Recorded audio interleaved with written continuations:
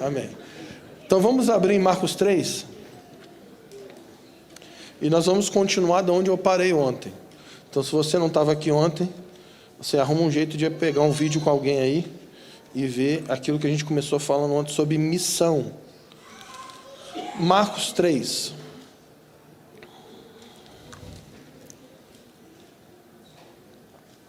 Então, como eu disse ontem, Marcos 3, a partir do versículo 13, é no momento que Jesus convida 12 homens para fazerem parte da sua missão.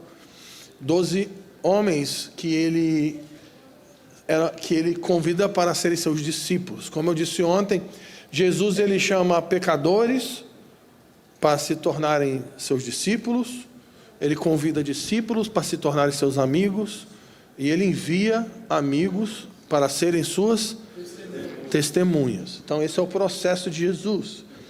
E esse é o momento que Jesus chama esses homens e chama eles de apóstolos. Como eu disse ontem, a palavra apóstolo significa enviado, embaixador. A palavra apóstolo é uma palavra grega e é o mesmo significado da palavra missionário. Missionário é uma palavra que vem do latim, que significa também enviado. Basicamente é alguém que foi enviado para carregar uma mensagem em nome daquele que o enviou.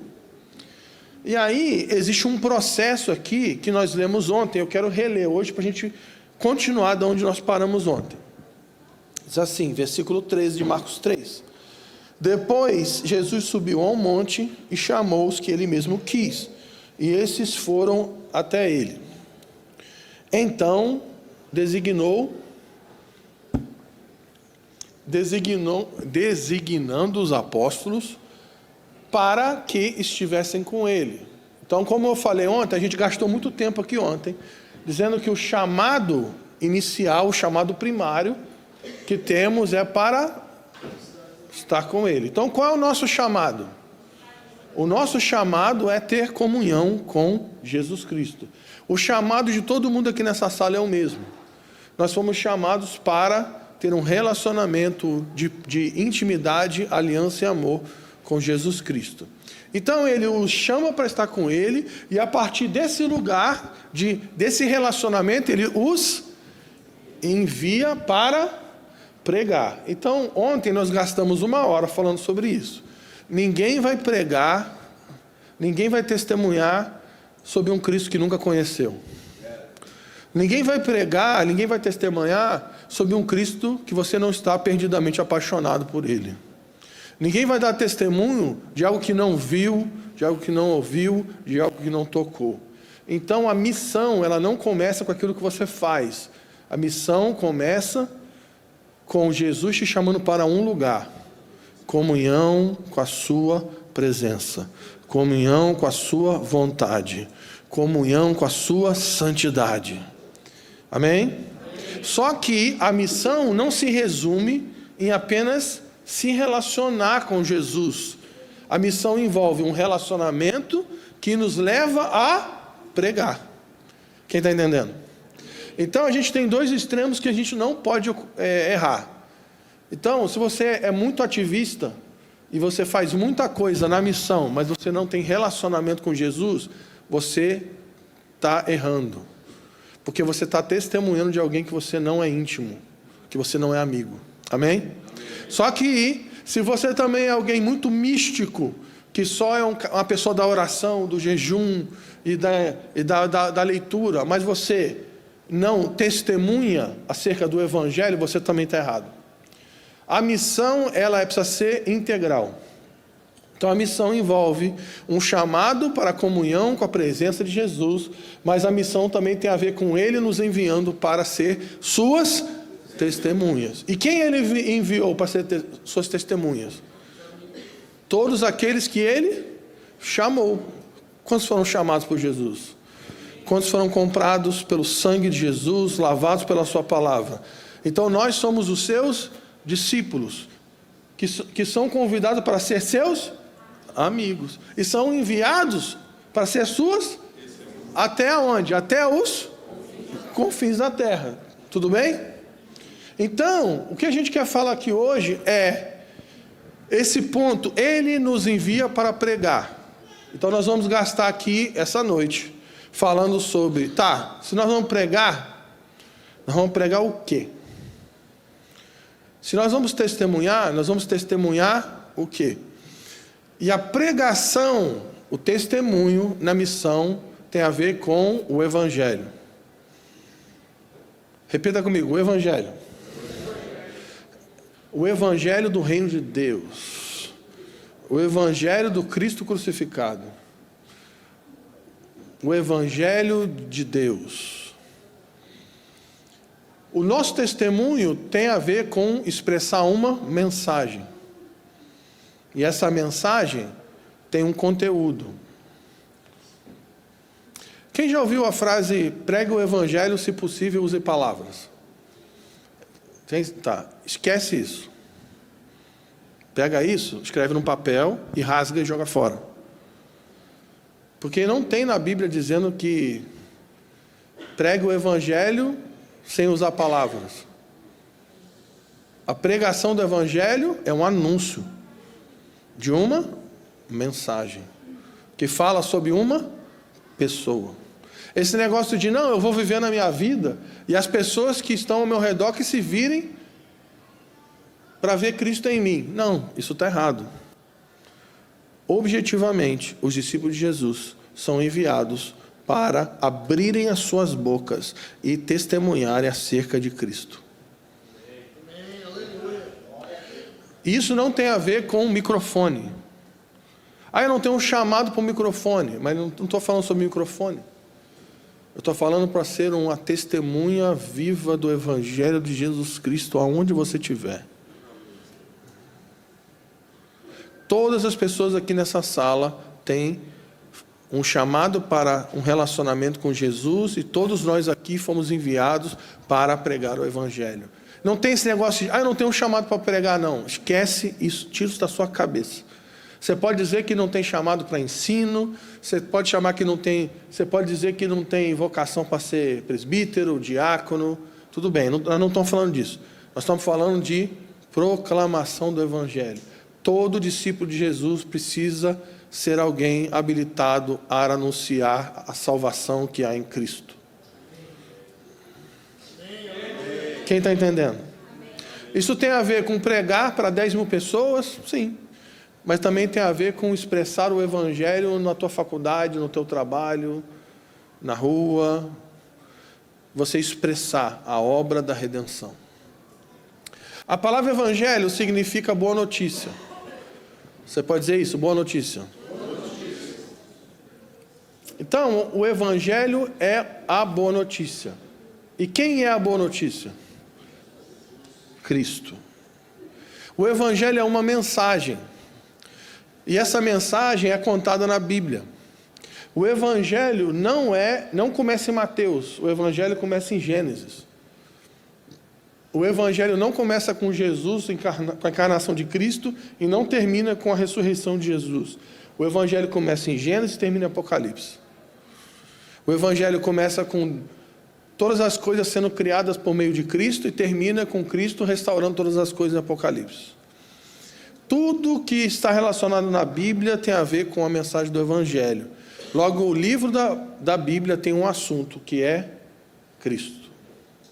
O que eu quero fazer aqui é te expor o Evangelho, para que você entenda qual é a mensagem do Evangelho e como você deve pregar o Evangelho. Amém? Então, se você quiser anotar, eu sugiro que você anote aquilo que o Senhor queimar no seu coração, e eu quero também que você anote os pontos daquilo que a gente vai falar. Deixa eu desmistificar um negócio. Tem gente que acha que o Evangelho é a mensagem para a classe dos novos crentes, e não é. Tem gente que acha que o Evangelho é a mensagem para os novos e depois nós vamos para assuntos mais importantes. Não, nós somos a igreja evangélica. O centro da mensagem da igreja evangélica é o Evangelho. O Evangelho é a mensagem central que precisa voltar para os nossos púlpitos. Inclusive, os evangélicos precisam ser evangelizados nesses dias. Porque tem vários crentes que nunca ouviram o Evangelho. que ouviram qualquer coisa. E nessa noite eu quero pregar o evangelho aqui para você. A gente estava falando no carro hoje, e a gente falava sobre Charles Spurgeon, né, os príncipes dos pregadores, e ele tinha uma frase que era muito boa. Ele fala assim: o evangelho é como um leão numa jaula. A única coisa que você tem que fazer é abrir a jaula e o leão vai fazer o estrago. Então a minha oração é que o evangelho de Deus possa nos lavar aqui nessa noite. E que você possa entender que o evangelho não é uma mensagem para iniciantes. O evangelho é a mensagem central da igreja. O evangelho é a mensagem que sustenta a nossa jornada, sustenta a nossa vida. É a mensagem, é o anúncio da nossa salvação, é o anúncio da redenção, é o anúncio da ressurreição dos mortos. Amém? Então vamos lá. O evangelho, para ser sistemático aqui com vocês, vou contar um testemunho. Eu nasci num ambiente cristão, num ambiente de igreja histórica, na igreja metodista. E a gente foi ensinado a pregar o evangelho na rua. E era assim: você vai chegar lá e vai dizer: Jesus morreu por você. Você quer aceitar Jesus? Jesus quer mudar a sua vida. Era isso. Gente, sério. No Rio de Janeiro, na favela do Rio de Janeiro, você entra lá em Acari, que eu já preguei muitas vezes, na Rocinha, muitas vezes. Você chega para um cara na favela e fala assim: ó, Jesus quer mudar a sua vida. Você quer aceitar Jesus? Aí o cara pode até falar, ele olha para o lado, olha para a vida dele e fala: eu quero Jesus. Agora, se você for na Suíça e entrar na casa de um multimilionário, e eu já preguei para um multimilionário na Suíça, se você entrar na piscina quente dele, em frente dos Alpes, e falar para ele assim: senhor milionário, Jesus quer mudar a sua vida. Você quer aceitar Jesus? Ele: não, minha vida está boa. Você já reparou que o tipo de evangelho que a gente prega é um evangelho utilitário? As pessoas aceitam o evangelho apenas por aquilo que Deus vai dar para elas.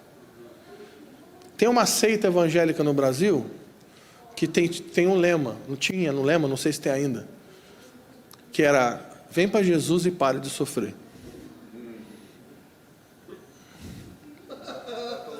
Não vou falar o nome. Não tem necessidade, porque é antiético. Venha para Jesus e pare de... Só que, você lembra que o Senhor falou para Paulo quando ele se converteu? Quem lembra? Paulo estava cego, o Senhor aparece para Ananias, um profeta, e falou assim: vai lá, na rua lá, na casa tal, Paulo está lá, e fala para ele que eu vou te ensinar. O que importa é sofrer pelo meu nome. Não, mas esse evangelho nunca ninguém pregou para mim, não. Tem que sofrer? Mas não é por aceitar o evangelho para mudar minha vida? Você entendeu como parece que as coisas que a gente ouviu não são bíblicas? O evangelho, ele precisa responder algumas perguntas. E a primeira pergunta, se você quiser anotar, que o evangelho responde é: quem é Deus? Deixa eu te ensinar uma coisa. O evangelho é a boa notícia. Só que ninguém vai receber a boa notícia se não entender a má notícia primeiro. Aleluia. O silêncio é maravilhoso. Qual é o teu nome mesmo que eu esqueci? Rafael, você me ajuda numa coisa? Quando fazer esse silêncio constrangedor, você dá um amém de vez em quando? Tá bom, Rafael? Isso, um amém, glória a Deus. Quiser rodar no manto, tá bom? Quando eu fizer esse silêncio aqui, constrangedor, você solta um amém, tá bom? Um glória a Deus. Então vamos lá. Primeira coisa que a gente precisa ver: o evangelho responde perguntas. Primeira pergunta é: quem é Deus? Apocalipse 4:8. Aqui, ó, flamenguista aqui, me ajuda aqui. Apocalipse 4:8, joga para nós aqui. Quem é Deus? Foi um pouco fora de time, mas você está indo bem.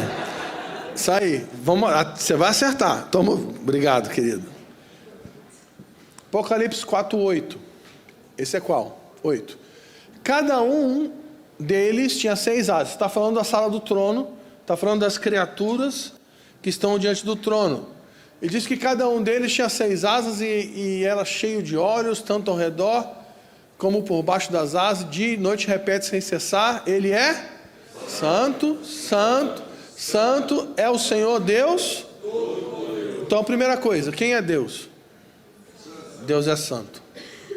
A palavra santo significa separado, consagrado.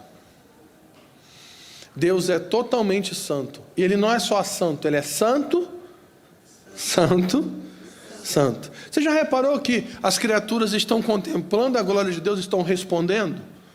E eles não estão cantando: Ele é bom, Ele é bom, Ele é bom?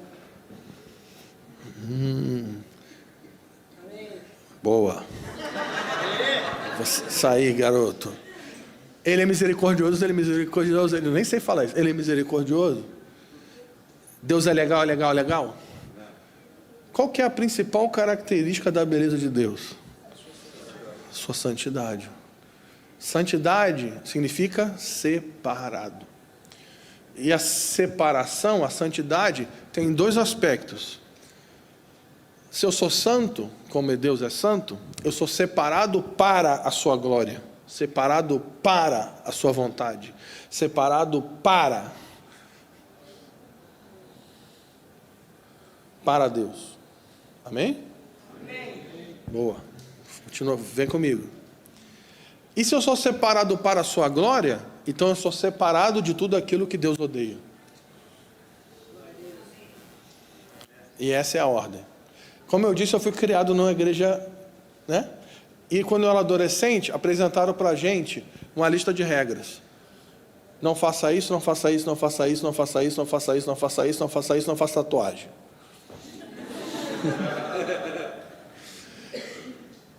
E 97,3% dos adolescentes que estavam comigo na igreja olharam para aquela lista e falaram: eu não consigo. E a maioria se desviou. Porque a religião ensinou para a gente que a gente precisa se esforçar para ser santo.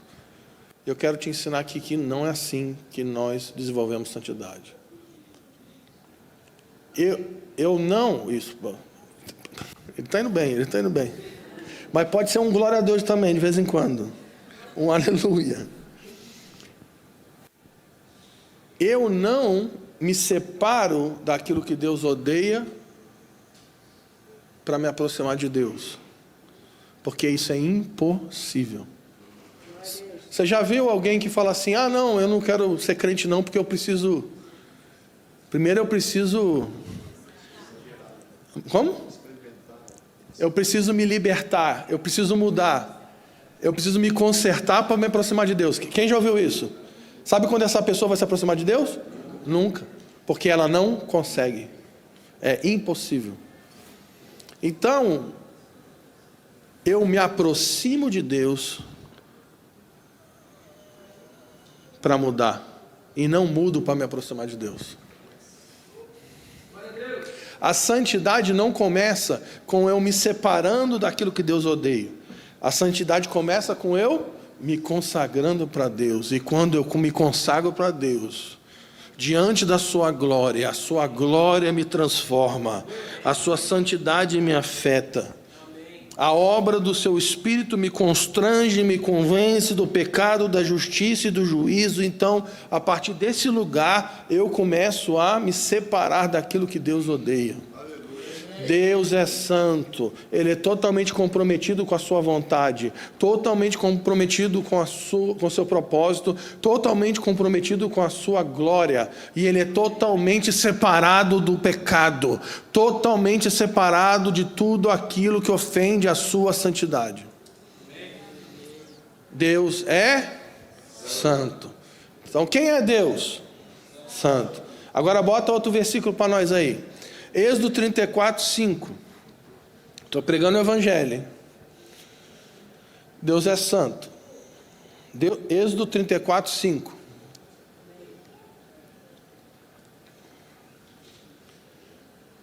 Agora esse momento aqui que Deus se revela para Moisés. Então olha o que o Senhor fala. Então, o Senhor desceu na nuvem, permaneceu ali com ele e proclamou seu nome. O Senhor, Yahweh, e passou diante de Moisés proclamando: Senhor, Senhor, Deus compassivo, misericordioso, paciente, cheio de amor e... Olha que beleza, que glória a Deus. Mas ó, vamos seguir. Que mantém o seu amor e perdoa a rebelião e o... Olha que maravilhoso. Só que olha a última parte. Contudo, não deixa de punir o culpado e castiga os filhos e os netos pelo pecado dos seus até a terceira e quarta geração. Maluco. Então Deus é bom, Deus é fiel, Deus é misericordioso, Deus é paciente para perdoar, mas Deus não inocenta o culpado.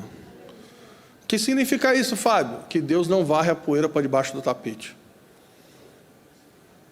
Me dá um exemplo prático. Vamos lá. Deus não é um pai banana. Repita comigo. Deus não é um pai banana. O que é um pai banana, Fábio? Imagina que tem um pai banana com um filho pequeno no mall, no shopping. Beleza? Aí o filho começa a fazer um escândalo na praça de alimentação. E começa a gritar, e começa a jogar comida para o alto, e começa a se jogar no chão e rolar no chão gritando. Nunca aconteceu, nunca viu, né? Aí o que o pai banana fala? Filho, para, filho. E o filho continua, começa a gritar mais alto. Aí o pai fala: se você não parar, papai vai te castigar. Aí o filho, o que ele faz? Continua gritando e dando cabeçada no chão. Aí o pai fala a terceira vez: filho, papai vai te castigar se você não parar. E aí o filho começa a jogar comida nos vizinhos. E aí o pai fala pela quarta vez: eu vou contar até 3, se você não parar eu vou te castigar. E aí o filho começa a xingar todo mundo.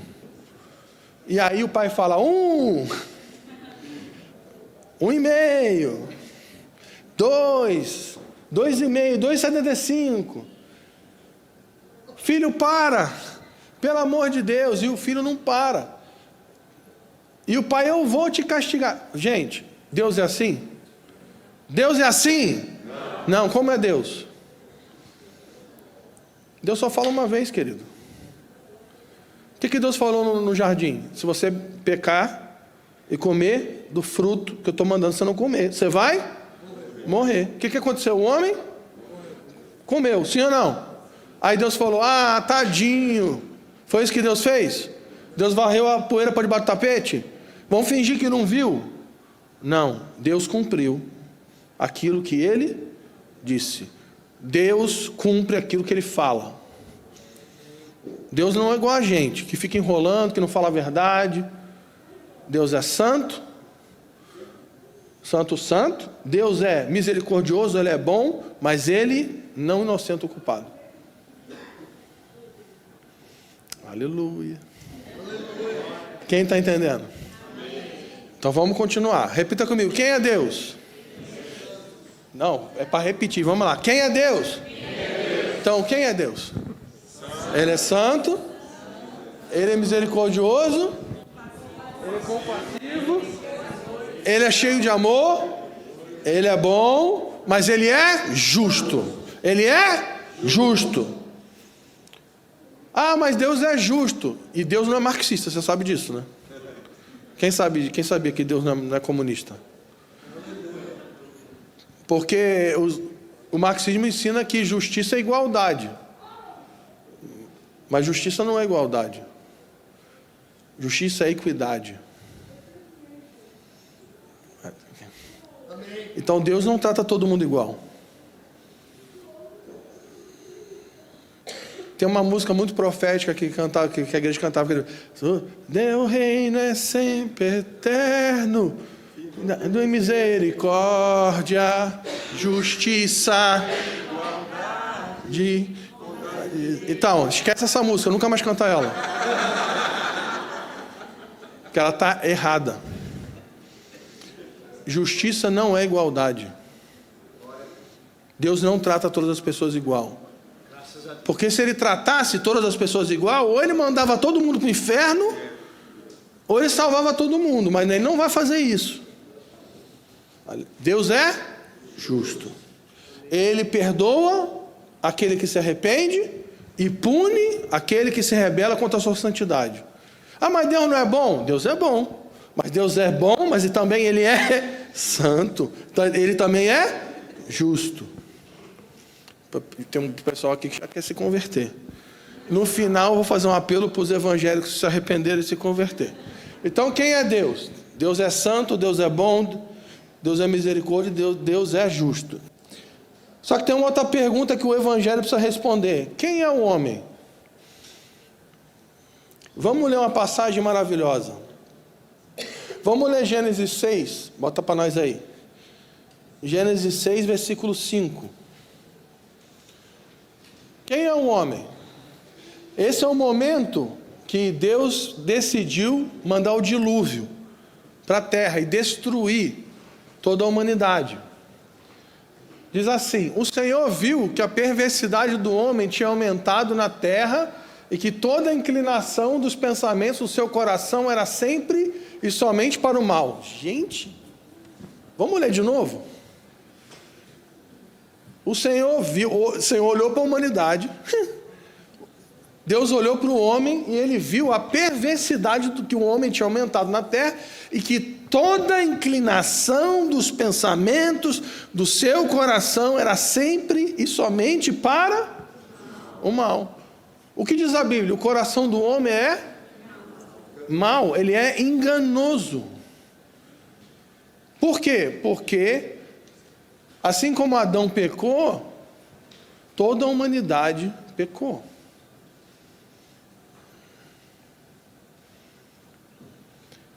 Repita comigo: o homem é mau. Quem é o homem? Ele é mau. Vamos ler um outro aqui. Bota Mateus 19 aí para nós. Esse é maravilhoso. Mateus 19, 16. Alguém chegou, se aproximou de Jesus e falou o seguinte. Mateus 19, 16. Eis que alguém se aproximou de Jesus e lhe perguntou: Mestre, que farei de bom para ter a vida eterna? Que maravilhoso. O que eu farei de bom para merecer a salvação? Aí o que Jesus responde para ele? Por que você me pergunta sobre o que é bom? Somente um é bom. Se você quer entrar na vida eterna, obedeça-os. O que Jesus está falando? Tem quantos bons? Um. Só tem um que é bom. Quem é bom? Quem é bom? Deus. E o resto? Vamos, gente. O resto é o quê? Mal. E Deus é? E o resto? Maravilhoso, né? Antes de você pregar a boa notícia, você tem que pregar a má notícia.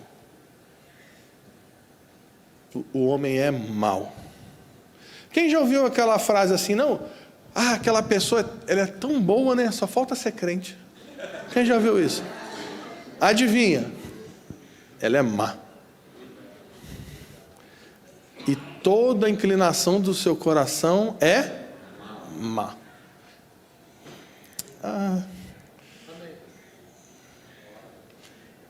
Se fosse no Brasil aqui não, que vocês não estão acostumados comigo. Se fosse no Brasil, eu ia falar assim, vira para a pessoa do seu lado e diz, você é mau. Mas vou te poupar disso. É? Aqui, esse aqui já... Aí talvez as mães vão falar assim, não, mas o meu filho não. O meu filho é bom. Não. Tem gente que acha que a criança nasce boa e ela vai sendo corrompida pelo mundo. Não. A criança já nasce má. Ninguém precisa ensinar uma criança a ser egoísta, mentirosa e violenta. Um bebê, se você não dá o que ele quer, na hora que ele quer, ele começa a bater tudo, ele já é violento, ele já é egoísta. A criança já nasce com o chip da mentira instalado. A criança já nasce contaminada com a maldade do pecado. Ela não nasce boazinha, não, e vai se corrompendo, não. Ela nasce má, mas a santificação da família dos crentes vai santificando a criança. Quem está entendendo? A sua correção e o testemunho do Evangelho na sua casa vai santificando uma criança que nasceu para ser má. Porque Deus quer? Não, porque lá atrás Deus falou para Adão: se você comer, você vai morrer.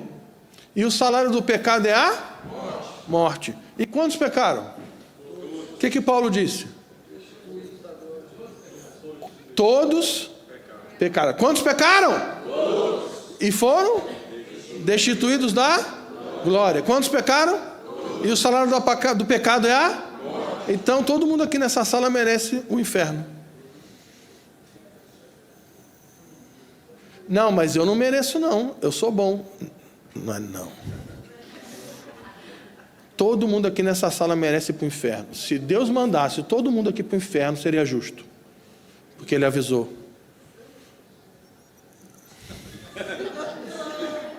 Ué, sim ou não? Qual é o salário do pecado? Morte. E a morte se revela na morte física, na morte espiritual, que é a separação da glória de Deus, e Apocalipse chama da segunda morte, que é: Ele vai lançar no lago de fogo todos aqueles que se rebelaram contra a sua santidade. Então, alguém recebeu o Evangelho não tem a ver com se ela é pobre ou rica. Não tem a ver se ela tem muito ou tem pouco. Não tem a ver se ela mora numa mansão na Itália ou se ela mora numa favela no Rio de Janeiro. Todos carecem da glória de Deus, todos carecem da salvação. Todos nós carecemos. E não tem a ver com aquilo que nós fazemos, tem a ver com aquilo que Jesus fez na cruz. O que o jovem perguntou para Jesus? O que eu posso fazer de bom para ser salvo? Jesus falou: nada. Porque a salvação não tem a ver com aquilo que você faz, não tem a ver com merecimento, porque você não merece ser salvo. A salvação tem a ver com a bondade de Deus. Então quem é Deus? Deus é santo, Deus é bom, Deus é misericordioso e Deus é justo. E o homem? O homem é mau, egoísta e merecedor da morte. E quem é Cristo? Cristo é a boa notícia. Sabe qual é a má notícia? Que todos pecaram e foram destituídos da glória de Deus. Todos nós nos rebelamos contra Deus e nos tornamos inimigos de Deus. Paulo diz que nós éramos filhos da ira, merecedores da ira de Deus. Mas graças a Deus, porque Jesus, embora sendo Deus, se esvaziou, se humilhou, desceu, encarnou, se tornou homem e se tornou servo. Para quê? Para nos salvar da ira de Deus, para nos salvar da morte. Deixa eu fazer uma pergunta técnica. Como que a morte entrou na criação? Como? Pelo pecado. Mas aonde se originou o pecado? Na desobediência do primeiro Adão. Vou falar a primeira coisa grave aqui, porque até aqui a gente só está se divertindo. Mas eu vou falar a primeira coisa grave aqui. Adão desobedeceu a Deus numa árvore, no jardim, no centro do mundo antigo. A coisa é tão séria que o Antigo Testamento diz que maldito seria aquele que seria pendurado numa árvore. Você sabia disso? Que na antiguidade se enforcava as pessoas na árvore por causa desse versículo? Maldito é aquele que é pendurado numa árvore. Então, quando você enforcava alguém, o que você estava dizendo? Vai direto para o inferno, você é maldito. O primeiro Adão abriu a porta da maldição da morte, desobedecendo a Deus numa árvore, no centro do mundo, antediluviano. Como Jesus destruiu o poder da morte? Obedecendo a Deus numa árvore, no centro do mundo moderno. Jesus desceu para obedecer, porque nós desobedecemos. Por que Jesus encarnou? Por que Deus se tornou homem? Quem que arrumou a confusão? Foi Deus ou foi o homem? Fala, gente! Foi o homem. Quem tinha que resolver o problema? Deus ou o homem? O homem. Agora, algum homem ia conseguir? Então, o que Deus fez? Deus se tornou homem para resolver o nosso problema. Nós éramos merecedores da ira. Nós éramos merecedores do inferno. Mas Deus desceu e subiu numa cruz e se tornou maldito em nosso lugar. Jesus se tornou maldição em nosso lugar. Você entende que havia um alvo da ira de Deus em nós? Jesus entrou na frente. E Ele absorveu a ira de Deus que era contrária a nós. E Ele sofreu por causa dos nossos pecados. O seu corpo foi rasgado por causa das nossas iniquidades, por causa da nossa rebeldia. O seu sangue foi derramado. E como uma ovelha muda, Ele sofreu e se alegrou por ver a nossa salvação. O único que era bom, o único inocente, foi esmagado pela ira de Deus por causa dos nossos pecados.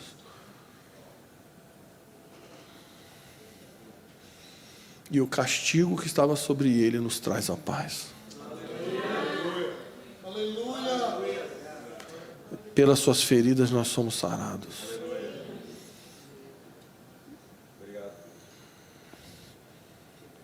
Ele obedeceu até a morte.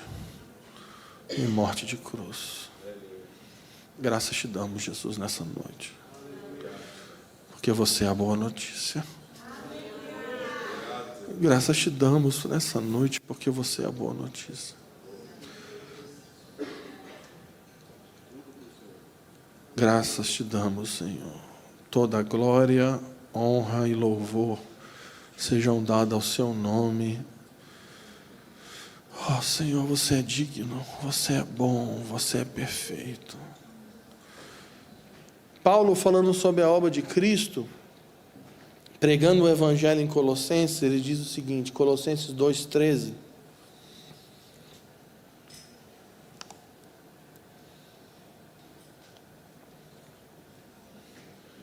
Quando vocês estavam mortos em pecados e na incircuncisão da sua carne, Deus nos trouxe vida com Cristo. Olhe para alguém e diga assim: você estava morto.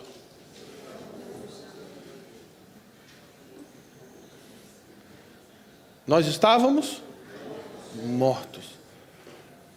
Nós éramos escravos da morte. Nós éramos escravos do pecado. Nós éramos escravos das trevas. Mas Cristo nos traz a vida. E Ele nos perdoou de todas as transgressões. e cancelou o escrito da dívida. Vamos, pausa. Nós tínhamos uma dívida com quem? Com Deus. Por causa de quê? Por causa do nosso? E aí Deus ia fingir que não viu? Deus ia varrer a poeira por debaixo do tapete? Não? Por que não? Porque Ele é justo e Ele não é um pai, Ele resolve as coisas. Só que como Deus resolveu? Deus amou o cosmos. Por isso Ele deu o seu único filho, para rasgar a dívida que nós tínhamos com Deus.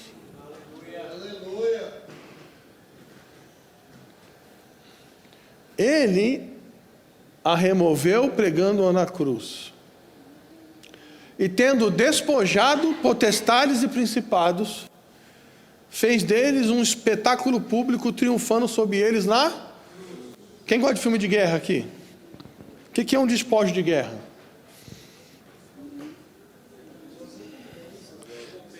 Isso, mas aí tem dois reis que estão lutando.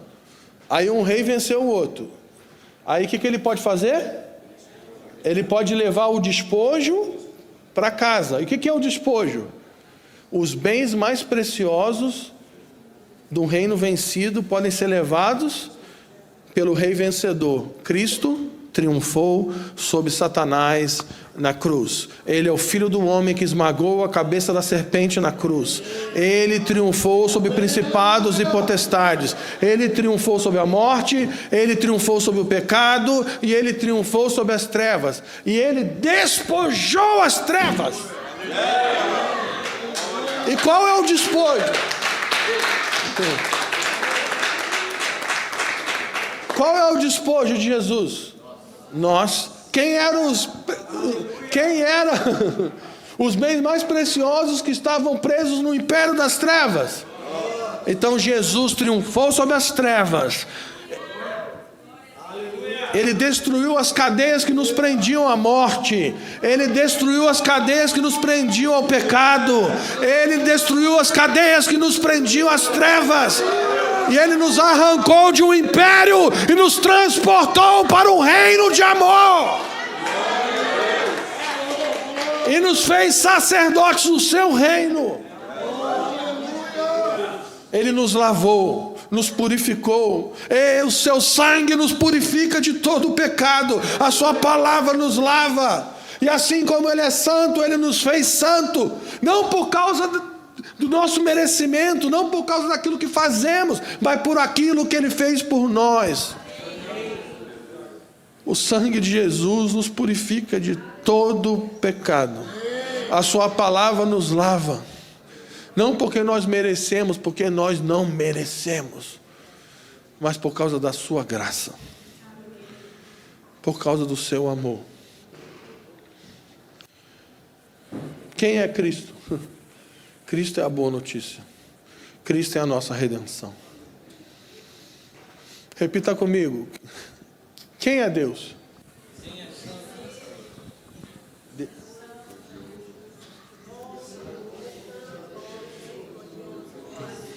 Quem é o homem?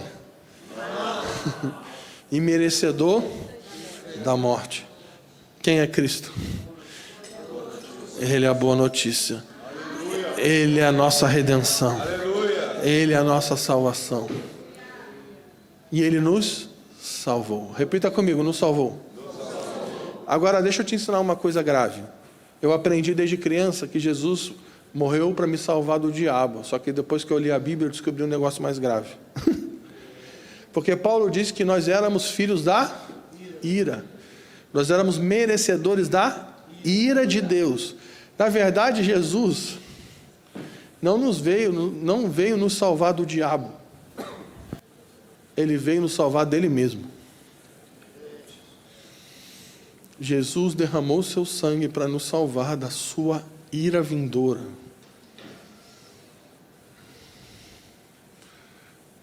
Agora, uma quarta pergunta que o Evangelho precisa responder é: tá, a gente já entendeu quem é Deus, a gente já entendeu quem é um homem, a gente já entendeu quem é Cristo, e a próxima pergunta é: tá, qual é a nossa resposta ao Evangelho? Como eu recebo o Evangelho? Porque não adianta apenas a pessoa ouvir o Evangelho. Ela precisa responder. Ela precisa receber o Evangelho. Como que recebe o Evangelho?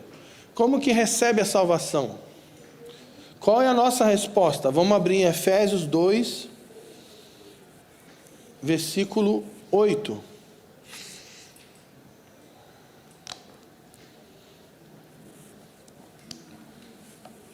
Paulo está pregando o Evangelho aqui também, no capítulo 2 de Efésios, e ele diz: pois vocês são salvos pela graça por meio da... Isso não vem de vós, mas é dom de Deus. Então a salvação, ela é um dom de Deus.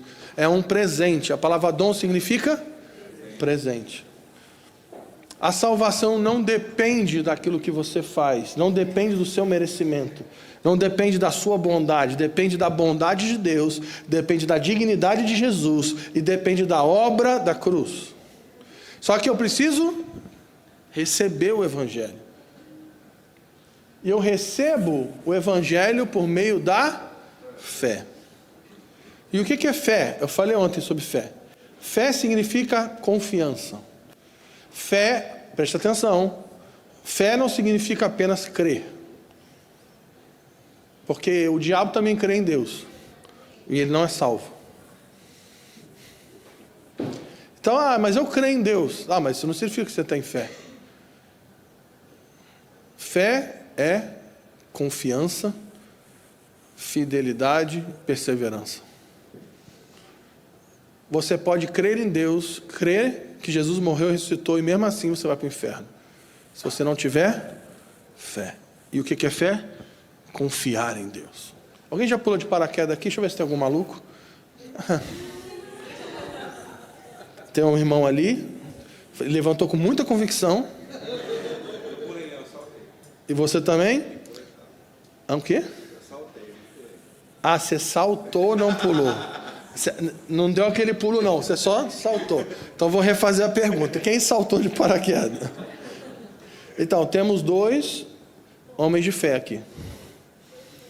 Por quê? Porque, imagina, esse homem, ele botou uma mochila nas costas,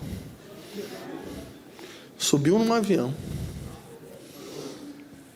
saltou de um avião e confiou a sua vida numa mochila. Se a desgraça daquela mochila falha, aí tenta abrir a outra. E se a desgraça da outra falha, porque Murphy é assim, se falhar a primeira, a segunda vai falhar com certeza.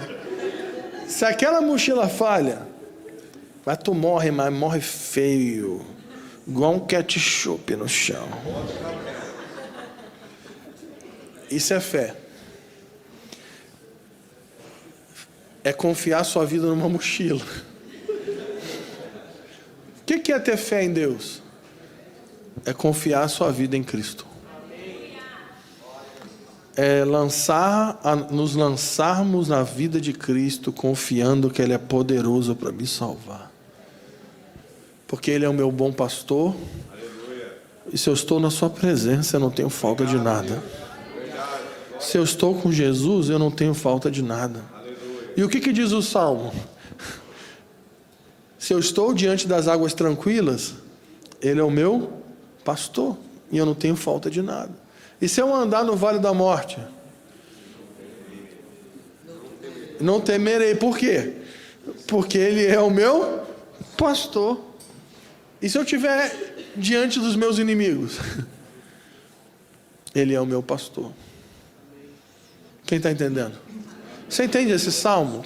Esse salmo ensina sobre fé. Ele não diz que aquele que tem o Senhor como pastor não vai ter problema.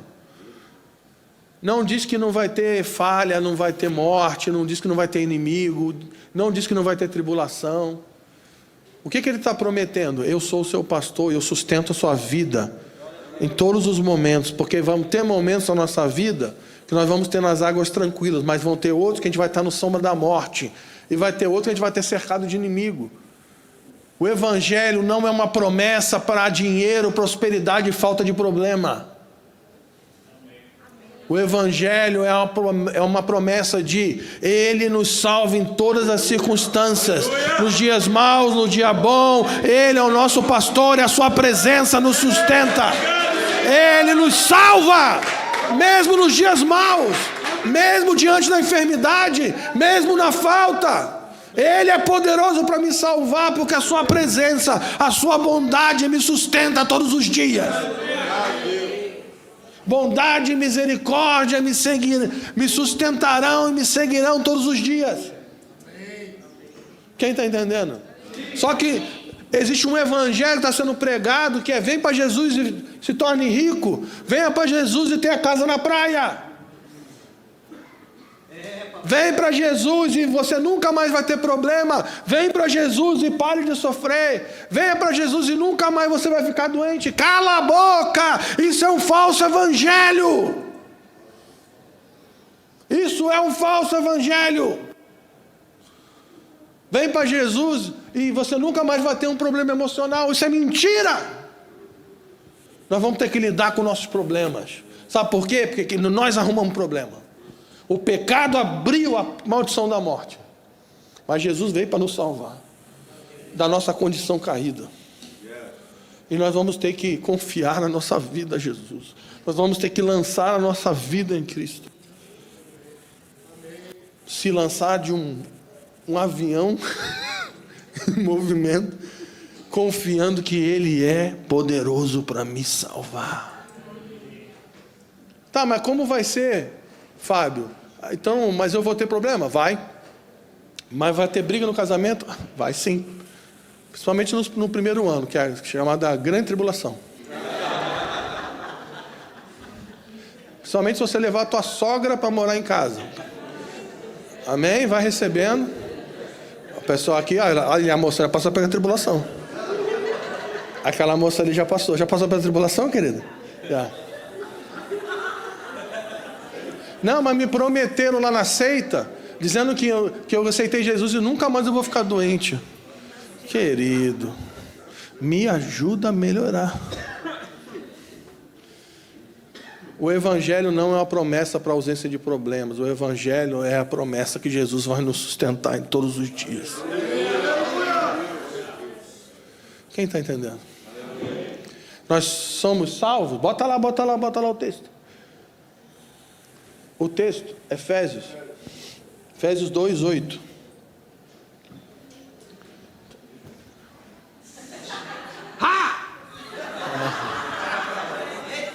Esse é flamenguista mesmo. Tá sinistro. Crianças, não façam tatuagem em casa, é errado. Vamos lá. Efésios 2:8. Pois vocês são salvos por meio da fé. E deixa eu te ensinar uma coisa. Nós somos salvos por causa da graça. E o que é graça, Fábio? Graça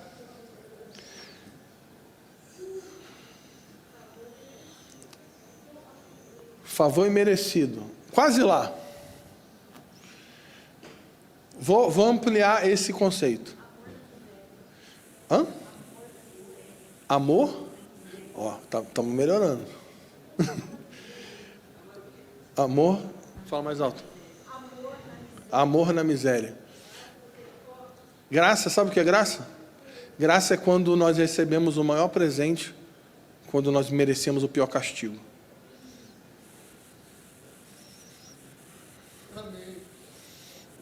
Nós éramos filhos da ira, merecedores da morte, merecedores do inferno, escravos do pecado. Mas Deus nos deu o seu único filho. Nós recebemos o maior presente quando nós merecíamos o pior castigo. Ninguém vai ser salvo porque merece. Ninguém vai ser salvo porque é bom. Todos são salvos pela graça. E como recebemos a salvação? Pela fé. Confiando em Deus. Agora, para terminar, você sabe quando alguém está pregando e está terminando? Isso não significa nada. Para terminar, talvez alguém se pergunte, tá, mas como que eu faço para saber se alguém tem fé? Qual que é o fruto da fé? Porque só se o cara falar que tem fé? Então vamos lá. Vamos abrir em Marcos 1:14.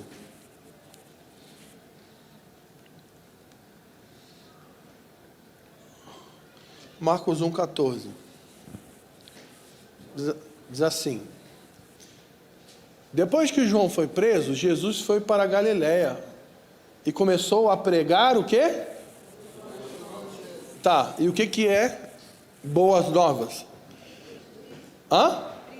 Não, o que é boas novas? O evangelho. A palavra evangelho significa boa notícia, boa nova. Estamos juntos? Então Jesus começou a pregar o quê? O evangelho de Deus. Bota aí o outro. Aí olha o que ele diz. O tempo é chegado. Ele dizia: o reino de Deus está, arrependam-se e creiam. Então preste atenção em mim. Pode rabiscar aí agora. Qual que é o fruto da fé? Arrependimento. Não existe fé sem arrependimento. Então, esquece essa ideia de quem quer Jesus vem aqui na frente, repita comigo agora, eu aceito Jesus. E aí a pessoa repete uma oração e no final, ei, você foi salvo. Gente, repetir uma oração aqui na frente não significa que essa pessoa foi salva, recebeu a salvação. É errado repetir uma oração? Não. Não é errado repetir uma oração aqui na frente, mas não significa que automaticamente essa pessoa recebeu a salvação. Por quê? Porque o que define se ela teve fé? Se ela entendeu que ela é má, que ela merece a ira de Deus, que ela é cheia de pecados, que ela merece o inferno. Entender que Cristo se fez carne para sofrer no lugar dela. E por causa disso ela se arrepende dos seus pecados para confiar sua vida em Jesus. A palavra arrepender significa conversão. Então eu estou andando para cá e eu me arrependo. Aí eu me... Aqui, ó. Então, se você diz que tem fé, mas você não muda, então você não se arrependeu.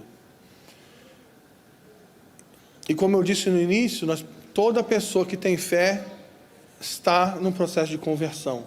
E conversão não é um dia na sua vida. Conversão é um processo diário de todo aquele que tem fé. Todos os dias eu estou me convertendo. Eu me converti há 15 anos atrás, eu converti hoje. Eu estou convertendo agora. Quanto mais eu olho para Jesus e olho para o seu evangelho, mais eu me converto para a sua glória. E quanto mais eu me converto para a sua beleza, mais eu me afasto daquilo que Deus odeia. Nós precisamos entender. Nós precisamos nos arrepender do nosso pecado. Tem gente que está dentro da igreja há 10, 15 anos e continua escravo da pornografia, da mentira, do roubo, do adultério, da calúnia, da difamação, da divisão, da fofoca, da maledicência. As pessoas estão vivendo como se fosse tudo bem. São pecados de estimação, querido. Se você não está se arrependendo, provavelmente você não é salvo. O fato de você vir num culto uma vez por semana não significa nada. Não significa que você tem fé. Existe um convite nessa noite para um arrependimento genuíno. Aleluia. Nós precisamos nos converter ao Senhor. Então, isso não é um convite para quem é visitante. É um convite para todos nós. É um convite para os pastores, para os músicos, para mim, para todo mundo. É um convite para quem tem 30 anos de crente, é um convite para quem chegou aqui e não sabia nem quem era Jesus. Existe um convite do Espírito Santo. Arrependam-se e tenham fé no Evangelho. Quem está entendendo? Então para de teimar com a Bíblia, para de teimar com Deus e obedece a sua voz. Você já sabe o que você tem que fazer. Então por que você continua lutando contra Deus? Eu quero ler o último versículo, em Atos 17.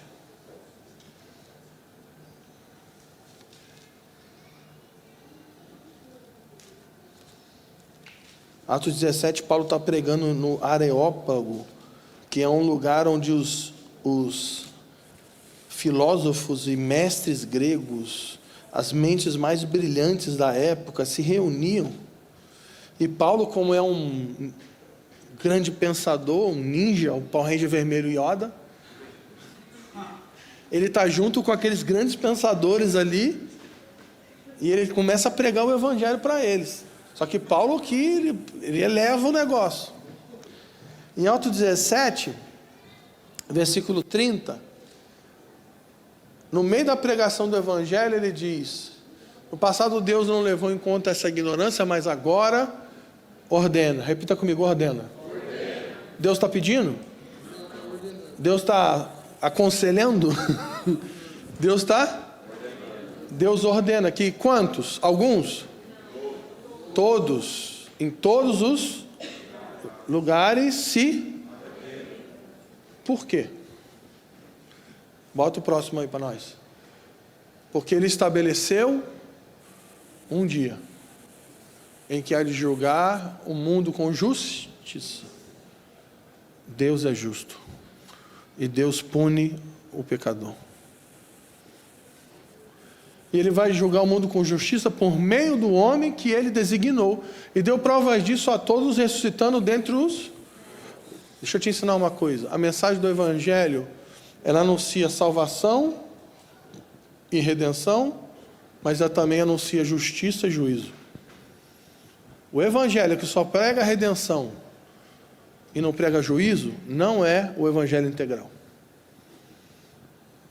O mesmo Jesus que foi enviado para nos redimir e nos salvar por causa da obra da cruz, por causa do seu sacrifício, porque ele morreu em nosso lugar.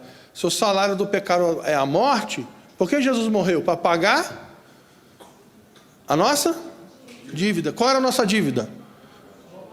Fala, gente, qual era a nossa dívida? Morte. E quem pagou a dívida? Jesus. O mesmo Jesus que veio para pagar a dívida e nos redimir, é o mesmo Jesus que voltará. Só que na segunda vinda de Jesus, ele não vem para derramar o seu sangue. Ele vem para trazer justiça. E o que é a justiça de Deus? Por meio de Cristo. Ele vai destruir toda a impiedade da terra. Ele é aquele que pisa o lagar da ira do Deus Todo-Poderoso. Quem está entendendo? O pessoal está ficando um pouco apreensivo. Jesus é o Cordeiro de Deus, amém?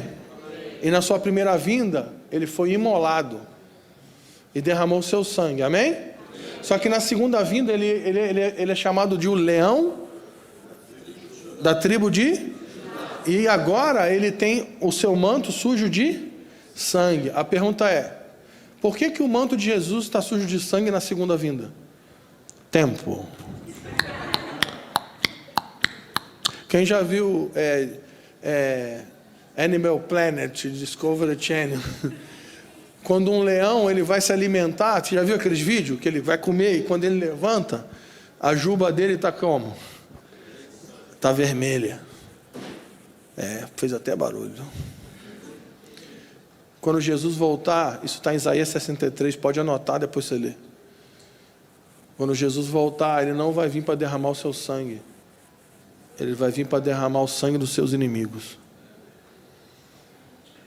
Todo aquele que se rebelar contra o reino de Jesus vai ser destruído pelo sopro da sua boca. A espada que sai da sua boca vai ferir as nações. E os exércitos da terra que se rebelarem contra Deus vão ser dizimados por Jesus. Jesus vai matar todo ímpio, todo pecador, Todo aquele que promove a injustiça vai ser destruído por Jesus. E nesse dia, quando Jesus voltar e ele fizer isso, o pessoal dos direitos humanos vai ficar triste com Jesus. Eles vão falar, não, isso não é justiça. Nós precisamos de igualdade. Jesus vai falar, cala a boca! Por quê? Porque a cruz abriu o tempo da misericórdia. Repita comigo, a cruz abriu o tempo da misericórdia. Então, qual é o que nós estamos vivendo em que tempo agora? Por isso que nós precisamos pregar porque é um convite a receber a salvação e a misericórdia. Mas um dia, o dia da ira de Deus, Paulo chama do dia da ira de Deus. Isaías chama do dia da vingança do nosso Deus. Jesus vai voltar. E a Bíblia chama esse dia de o grande e terrível dia do Senhor. Então ele é grande e terrível. Ele é grandioso, glorioso, e ele também é... Para quem que ele é grande? Para aqueles que têm fé e se arrependem agora, depositando a sua fé em Jesus Cristo. Mas para quem ele vai ser terrível? Para todos que continuam se rebelando contra ele, amando esse mundo e amando o pecado. Nós precisamos lavar as nações com a pregação do Evangelho. Porque o Evangelho é poder para salvar todo aquele que nele crê. Deixa eu te contar uma coisa.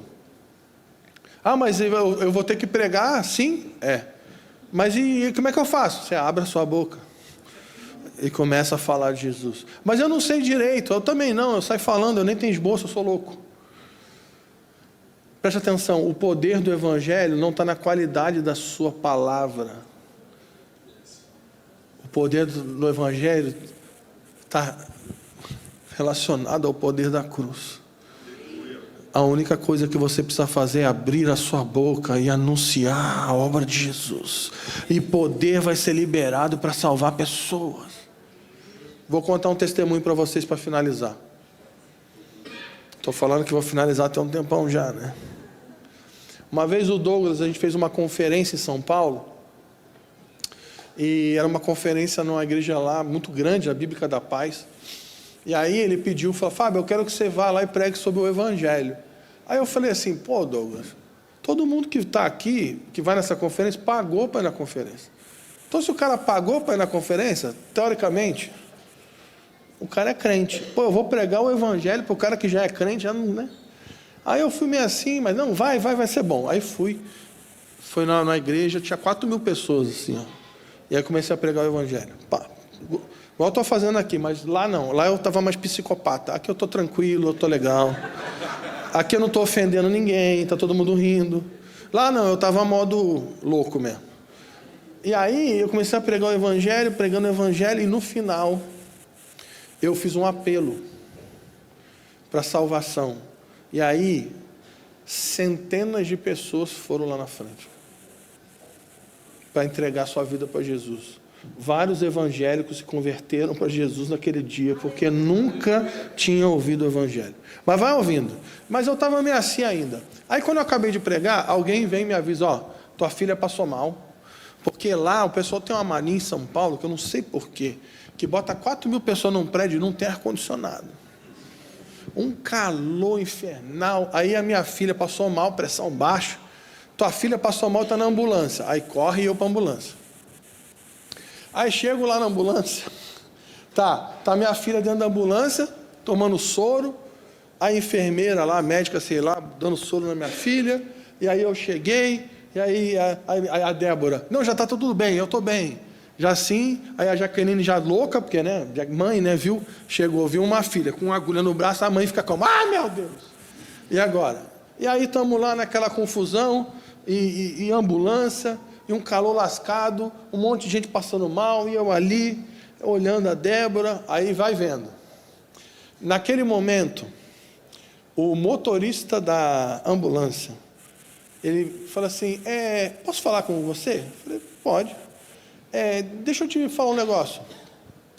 Era você que estava pregando ali na frente agora, falando ali? Aí eu falei, era. Por quê? Não, porque há 10 anos atrás, minha mãe me levou na Deus e Amor, e eu ouvi sobre Jesus, só que eu me desviei, tem 10 anos atrás. E aí eu estava ouvindo você pregar, e quando você falou sobre Jesus, eu senti um fogo no meu coração, e eu sentia que como Jesus estivesse me chamando para Ele. E nessa noite eu quero voltar para Jesus, eu quero me converter a Ele. E aí olha a cena de maluco. A minha filha está com a agulha no braço aqui. Aí a médica está com a minha filha, o cara começa a chorar aqui da ambulância, tem uma fila de gente passando mal, e eu estou orando com o cara, e o cara aí virou uma maluquice. Aí daqui a pouco vem os médicos, amigos, vem o Johnny, vem a Grazi, meus amigos tudo médico. Daqui a pouco volta e tem um monte de médico, eu não sei mais o que está acontecendo, minha filha já está chorando, não sei se ela está chorando por causa da presença, por causa da agulha. Aí a gente começou a orar pelo cara, o cara começou a chorar e entregou sua vida para Jesus. Olha que maluquice. O Senhor levou um cara para dirigir uma ambulância. O cara estava ali para trabalhar, mas sabe o que aconteceu? Não tem a ver com a minha habilidade, a minha unção, não. Alguém teve coragem de abrir a boca e falar. E o evangelho, quando é anunciado, ele é poder. E quando o poder é liberado, as cadeias de Satanás são quebradas. Isso tem a ver com você pregar o evangelho lá na África, tem a ver com eu pregar lá na favela do Rio de Janeiro, tem a ver com pregar na Suíça, tem a ver com você pregar no teu trabalho, tem a ver com você pregar para os seus filhos. Quando você abre a sua boca e anuncia o evangelho, o poder de Deus é liberado e pessoas são salvas. Aleluia. Quem entendeu? Amém. Amém. Glória a Deus. Cadê o tecladista ungido que estava aqui? Vem, filho. Bonitinho ele. Ele é bonito, ele é legal. Hã? Tem uns tecladistas feios, mas esse é. Já tem patroa já, querido? Hã? Já tem a varoa? Já? Cadê a varoa? Está aí? Está estudando? Quantos anos você tem? Já está trabalhando? Vamos marcar a data? Lógico. Querido, crente não demora a casar não, filho. Sabe como é que funciona? Você quer casar com ela? Ela sabe disso? Já avisou ela? Ela quer casar também? Então você fala, Deus, eu vou casar. Me ajuda aí, você é meu pastor, nada me faltará. E vive, querido. Amém. Tá tudo bem? E nota de tensão, né? Toca um fundo ungido aí para nós. Ó, aqui, vem comigo. Você não constrói a vida para casar, não. Você casa para construir uma vida junto. Bonitinho ele. Vamos voltar para cá agora. Então, antes de terminar, e você ia ali comprar os livros tudo ali, e as camisas também, eu quero que nós possamos orar juntos agora. E nós vamos fazer uma oração baseada em Atos no capítulo 4. Abre com nós aí, Atos 4. Nós vamos interceder agora. E como eu disse ontem, isso não é uma conferência apenas para encorajar pessoas para irem para outras nações e fazer missão. Não que isso seja errado. Muitos vão para outras nações, mas fazer missão não é só ir para outra nação.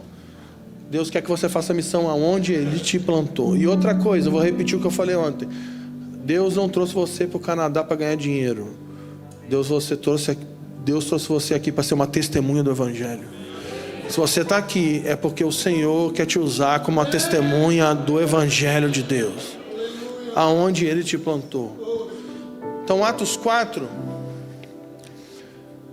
Pedro, ele é preso pelo Sinédrio e ele é ameaçado de morte. Nós falamos isso ontem.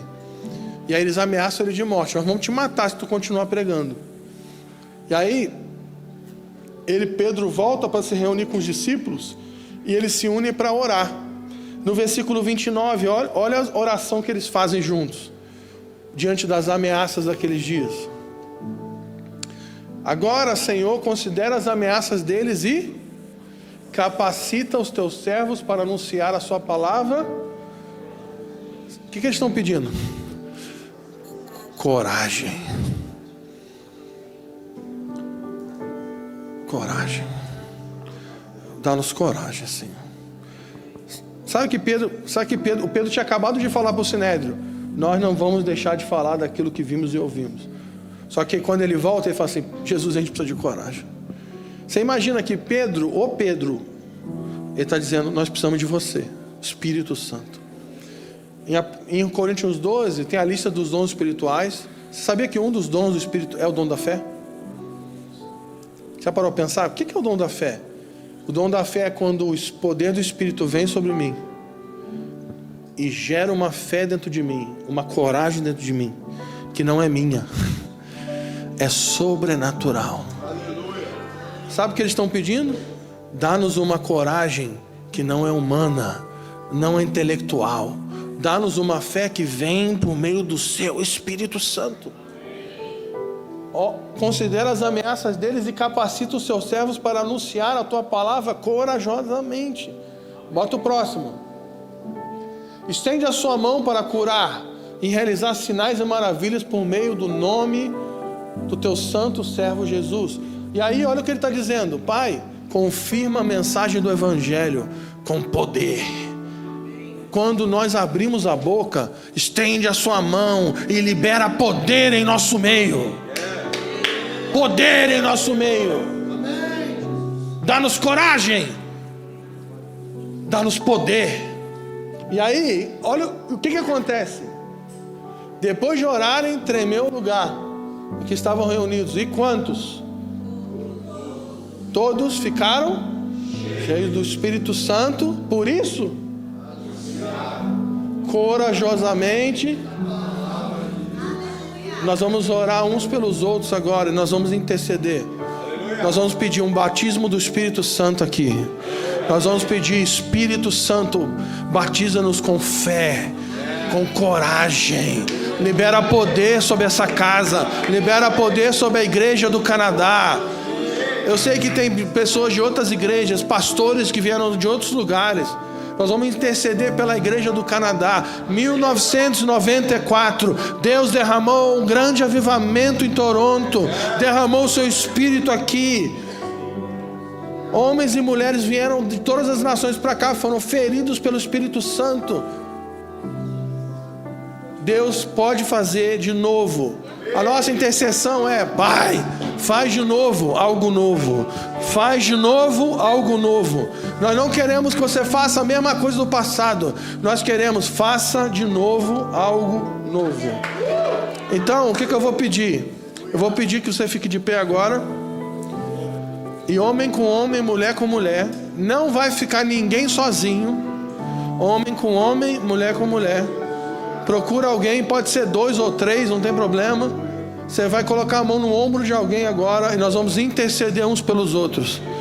Espírito Santo, vem sobre nós. Batiza-nos, batiza-nos. Batiza-nos com poder. Batiza-nos com poder. Espírito Santo, dá-nos coragem.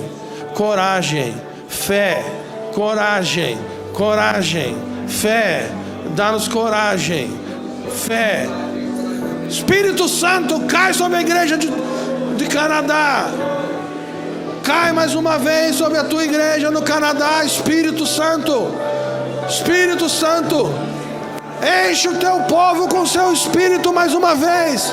Libera o dom da fé. Libera a coragem, ousadia que vem do seu Espírito Santo.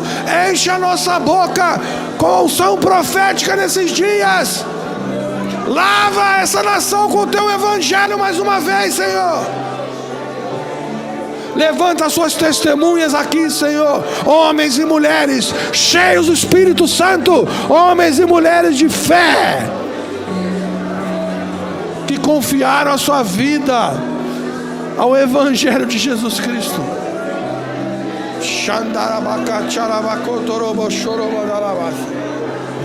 Socotorobo chorobo do coto marahai.